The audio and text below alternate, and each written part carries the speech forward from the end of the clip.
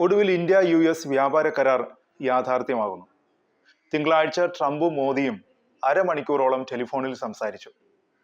പിന്നാലെ വ്യാപാര കരാറിൽ ധാരണയിലെത്തിയതായി ട്രംപ് തന്റെ സോഷ്യൽ മീഡിയ പ്ലാറ്റ്ഫോമായ ട്രൂ സോഷ്യലിൽ കുറിച്ചു. അല്പം അവിശ്വസനീയമായി തോന്നിയേക്കാം, എന്നാൽ ട്രംപിന്റെ കാര്യത്തിൽ നമ്മളെല്ലാം വിശ്വസിച്ചേ മതിയാവും.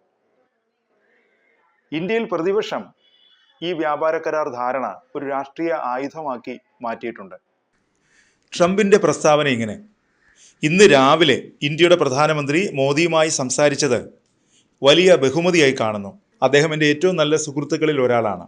സ്വന്തം രാജ്യത്തിൻ്റെ ശക്തനും ബഹുമാനിക്കപ്പെടുന്നവനുമായ നേതാവാണ്.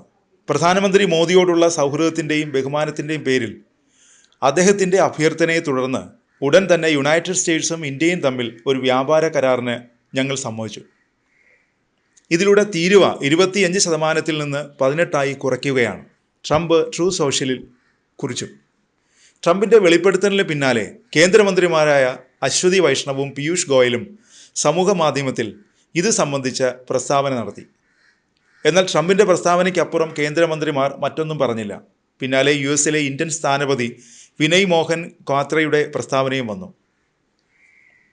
മോദിയുടെ അഭ്യർത്ഥന പ്രകാരമാണ് ഇന്ത്യൻ ഉൽപ്പന്നങ്ങളുടെ തീരുവ കുറയ്ക്കാൻ തീരുമാനിച്ചതെന്ന് ട്രംപ് അവകാശപ്പെടുന്നു.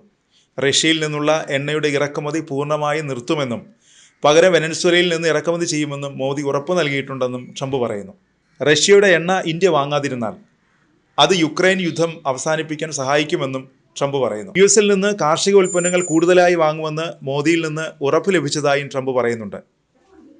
കരാർ നടപ്പിലാക്കുന്നതിന് പ്രധാന തടസ്സങ്ങളിലൊന്നായി പറഞ്ഞിരുന്നത് കാർഷിക പാലുൽപ്പന്നങ്ങളെ സംബന്ധിച്ച തടസ്സമായിരുന്നു.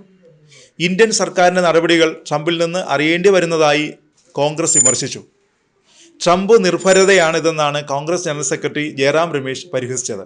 6 മാസമായി അനിശ്ചിതമായി തുടരുന്ന ഇന്ത്യ US വ്യാപാര കരാറിൽ ധാരണയായതോടെ ഇന്ത്യക്ക് മേലുള്ള തീരുവ കുത്തനെ വെട്ടിക്കുറയ്ക്കുമെന്ന ട്രംപിൻ്റെ പ്രഖ്യാപനം വന്നതോടെ ഇന്ത്യയിലെ ഓഹരി വിപണി വൻ നേട്ടത്തിലേക്ക് കുതിച്ചു കയറി.